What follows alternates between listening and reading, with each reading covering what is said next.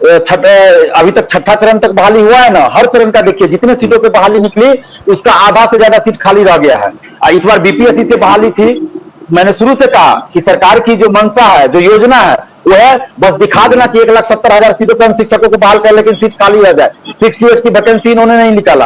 अभी सोचेंगे, अब सोचते सोचते तो परीक्षा आ गई।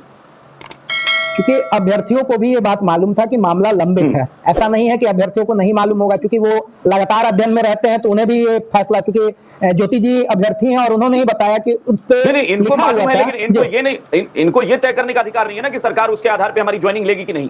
जब सरकार ने फॉर्म भरने के लिए निकाल दिया कि पहली से 5वीं तक के लिए आप फॉर्म भरिए, तो इनको तो यही मालूम है ना कि भाई हमारी नौकरी होगी अगर हम सफल हुए तो। बिल्कुल सरकार इसके पक्ष में रहेगी, अभ्यर्थियों के पक्ष में फैसला आएगा। सरकार की जो भी नीतियां बनेंगे वो निश्चित तौर पर पक्ष में रहेंगे अभ्यर्थियों। मनीष जी मैं उसके बाद इन लोगों के पास जाऊंगा, फिर ये लोग कुछ रिएक्शन देना चाहते हैं, लेकिन मनीष जी आपका पहले। देखिए अभिषेक जी, मैं शुक्रवार को यह फैसला आया और अभी ठीक है, स्नेहाशीष जी कह रहे हैं कि अभी तो आया ही है, लेकिन 3 दिन हो गए और अभी तक सरकार की तरफ से, बिहार सरकार के शिक्षा मंत्री या कोई जो जिम्मेवार व्यक्ति है उसकी तरफ से कोई ऐसा गंभीर आश्वासन नहीं आया है जिस पर कि शिक्षक अभ्यर्थियों को कुछ विश्वास करने का वजह बन सके। पहली बात। दूसरी बात, दिलीप जी ने सारी बातें बताई है कि किस प्रकार से क्या मामला है, जो टेक्निकल चीजें हैं। मैं थोड़ा उससे अलग बातें करूंगा, उन बातों को दोहराऊंगा नहीं अभिषेक जी, क्योंकि स्नेहाशीष जी ने भी कई बातें कही जो मुझे लगा, जो मेरी आशंका को और ज्यादा मजबूती प्रदान करती है कि ये जो पिछले 1 वर्षों से इन सारे चीजों पर मुझे लगता है सरकार ने बहुत मेहनत की है। अभी वर्तमान सरकार ने बहुत मेहनत की है। मुझे लगता है काफी एक फैकल्टी बिठा रखी होगी रिसर्च करने की कि इसको किस प्रकार से रोका जाए। आप देखिए कि अविश्वासी जी कह रहे थे कि ये मामला तो राजस्थान हाईकोर्ट में लंबित था। निश्चित रूप से जो विधि विशेषज्ञ होते हैं वो कई मामलों में अपनी राय, अनुमानित राय दे देते हैं कि हाँ इस विषय पर किस प्रकार का फैसला आ सकता है। आप देखेंगे बिहार की सरकार ने जो डोमिसाइल लाया तो स्वाभाविक है उसके पीछे क्या तर्क था। अब यह समझ में आता है कि इनको पता था कि इस आधार पर राजस्थान का जो मामला है वो जब सुप्रीम कोर्ट में जाएगा और डीएलएड का और बीएड का जो मामला फंसेगा तो हमको, चूंकि हम इतने लोगों की हम नियुक्ति नहीं करेंगे, कुछ लोगों की करके उस आधार पर जो पूरे देश भर से आए हुए रहेंगे।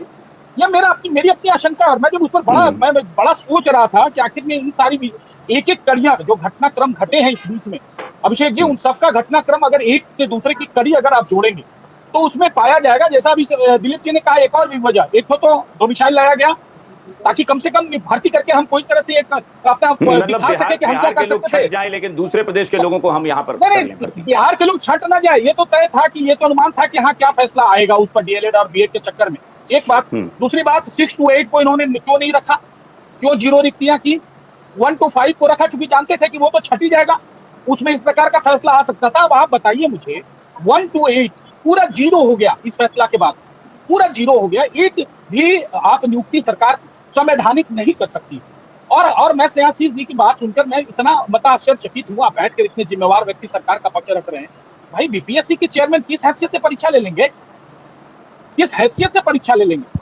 अभी हाल में कुछ राजनीतिक पार्टियों के साथ सरकार की वार्ता हुई शिक्षकों के विषय पर, नियोजित शिक्षकों के विषय पर, लेकिन यह नहीं बोला गया कि हाँ नियोजित शिक्षक जो है वह परीक्षा में बैठेंगे या बिना परीक्षा दिए हुए उनकी नियुक्ति हो जाएगी। आज तक वह मामला जो 4 लाख की संख्या में, पूछना चाहता हूँ कि बीपीएससी को अगर 4 लाख लोगों की परीक्षा लेने का लोड कम हो जाएगा अभिषेक जी, तो उसकी व्यवस्था कितनी सुलभ हो जाएगी। मैं एक मतलब स्वाभाविक प्रश्न पूछता हूँ, लेकिन सरकार ने अभी तक उस पर भी कोई निर्णय नहीं दिया, यानी सारे लोगों को परीक्षा में बैठना है। और अब जब यह फैसला आया है तो बीपीएससी के चेयरमैन कहते हैं कि हम हर हालत में परीक्षा, काहे को लीजिएगा परीक्षा, क्यों लीजिएगा परीक्षा और किस आधार पर लीजिएगा परीक्षा, क्या जायज वजह, कानूनी जायज वजह है आपको परीक्षा लेने का भाई। और 3 दिन हो गए, सरकार के किसी नुमाइंदे ने अभी तक इस पर कोई सवाल खड़े नहीं किए हैं। देखिए ये पूरी तरीके से इस सारे घटनाक्रम पर रिसर्च करके नियमावली का क्या मतलब है, आपने किस आधार पर उस नियमावली को जायज ठहराया भाई। अगर वह बीएड और डीएलएड का विषय आता था तो मतलब पूरी तरीके से लटकाने और भटकाने वाली बात को, इसीलिए दिलीप ने ये कहा शुरू में कि भाई मुझे नहीं समझ में आ रहा है कि ये सरकार से अनजाने में हुआ या सरकार ने जानबूझ पर किया है। दिलीप कुछ कहना भी चाह रहे थे। मैंने इसलिए उनकी बात को रिपीट नहीं किया, बात नहीं किया, लेकिन मुझे जो आशंका दिखी उनकी बातों के बाद, और मैं जो सोच भी रहा था पहले से, ये जो इतनी दावेदारी की जा रही थी कि हम इतने लोगों की भर्तियां लेंगे, ये कर देंगे, वो कर देंगे, अब तो कहेंगे कि भाई सरकार कोर्ट ने रोक लगा दिया तो हम क्या कर सकते हैं। मैं तो सीधा आरोप लगाता हूँ, और नीतीश जी पर लगाता हूँ अभिषेक जी आपके इस कार्यक्रम के माध्यम से कि अगर आप जुलाई 2022 में ही अगर ये सारी प्रक्रिया पूरी कर लेते तो आज कोर्ट का आदेश शायद प्रभावित नहीं कर पाता इस नियोजन इस नियुक्ति को, लेकिन आपने नियमावली के नाम पर टालने बटालने का काम किया। देखिए, मैं शुरू से ये कहता आ रहा हूं ना कि बिहार सरकार की मंशा ही नहीं है शिक्षकों की बहाली करने के लिए, और जब से नीतीश कुमार जी मुख्यमंत्री बने तब से आप देख लीजिए रिकॉर्ड, अभी तक छठा चरण तक बहाली हुआ है ना, हर चरण का देखिए जितने सीटों पे बहाली निकली उसका आधा से ज्यादा सीट खाली रह गया है। इस बार बीपीएससी से बहाली थी, मैंने शुरू से कहा कि सरकार की जो मंशा है, जो योजना है, वो है बस दिखा देना कि 1,70,000 सीटों पर हम शिक्षकों को बहाल कर, लेकिन सीट खाली रह जाए। 6 to 8 की वैकेंसी इन्होंने नहीं निकाला। अभी जो अतुल प्रसाद जी जो बीपीएससी के चेयरमैन है, उनकी जो चर्चा स्नेहाशीष जी ने किया, मनीष भाई ने किया, मैं उनको बता दूं कि बीपीएससी इस मामले में मतलब उनके पास अधिकार नहीं है, सिविल सेवा की परीक्षा नहीं है, ये शिक्षा विभाग के द्वारा, बिहार सरकार के द्वारा उनको शिक्षक बहाली का दायित्व, एक एक्स्ट्रा दायित्व दिया गया, अतिरिक्त दायित्व दिया गया है। तो बीपीएससी यहाँ कुछ नहीं कर सकती। बीपीएससी सिर्फ यही करेगी जो शिक्षा विभाग उनको नियमावली बना के या दिशा निर्देश देगी, उसके अनुसार वो बहाली करेंगे। तो बीपीएससी के चेयरमैन जो ट्वीट कर रहे हैं कि हम एग्जाम लेंगे, तो सही कह रहे हैं। जब तक शिक्षा विभाग की तरफ से कोई दिशा निर्देश नहीं जाएगा कि आपको एग्जाम नहीं लेना है, तब तक तो स्वतंत्र है। उनका काम ये नहीं है कि वो ज्वाइनिंग करवाएंगे, उनका काम है एग्जाम लेना, मेरिट लिस्ट बना के शिक्षा विभाग को भेजना, शिक्षा विभाग जाने का ज्वाइन करवाए कि क्या करे। तो यहाँ पे उनका अधिकार सीमित है। अब बताइए कि ये 3-4 दिन से मामला चल रहा है, परीक्षा लेना है, वो कोई अथॉरिटी नहीं है जो फैसला कर सके। जी जी जी बिल्कुल। अभी बताइए कि फालतू के मुद्दे पे बोलने के लिए शिक्षा सचिव हो, शिक्षा मंत्री के पास समय होता है। अभी लाखों अभ्यर्थी परेशान है, एक बयान तक नहीं आया सरकार की तरफ से। कितना असंवेदनशील बात है। कम से कम एक बयान तो होना चाहिए ना कि अभ्यर्थियों के लिए हम सोच रहे हैं, कुछ कर रहे हैं। किसी का कोई बयान नहीं आया, सब चुप्पी साधे हुए हैं और अभ्यर्थी यहाँ सड़क पे परेशान है। आपको एक और चीज बता दें, बीएड वाले तो बाहर हो ही रहे हैं। हजारों ऐसे अभ्यर्थी हैं जो बीएड भी किए हुए हैं और डीएलएड भी किए हुए हैं, लेकिन सरकार की गलती कहिए या साजिश कहिए, उसके वजह से बीएड वाले ने क्या किया, डीएलएड वाले जो बीएड और डीएलएड दोनों किए हुए हैं, उन्होंने क्या किया, 1 to 5 के लिए बीएड से फॉर्म भर दिया, जबकि उनके पास डीएलएड की भी डिग्री है। अब वो भी बाहर हो रहे हैं जबकि उनके पास डीएलएड की डिग्री है। उनकी क्या गलती थी? गलती सरकार की है, गलती अभ्यर्थियों की नहीं है।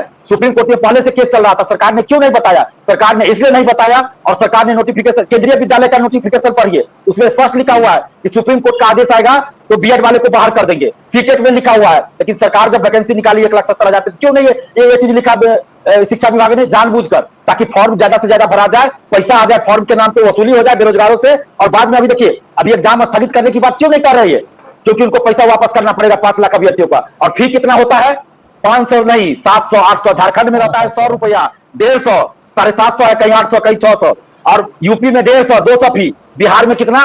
750 800 600 फी। और अगर एक ही वैकेंसी में 4 तरह के पद है तो 4 बार जोड़ के आप पैसा दीजिए, जैसे कि अभी सिविल कोर्ट में पिछला साल हुआ, अभी बीपीएससी 69 में हुआ। ये कहां से उचित है? जो तेजस्वी यादव जी बोल रहे थे कि हमारी सरकार आएगी तो हम निःशुल्क कर देंगे, निःशुल्क कर देंगे, और परीक्षा देने के लिए आने जाने में जो खर्च होगा वो सरकार देगी। आज जब वो सरकार में है तो 2 गुना 3 गुना पैसा जोड़ के अभ्यर्थियों को देना पड़ रहा है। हम ये कोई राजनीतिक टिप्पणी नहीं कर रहे हैं।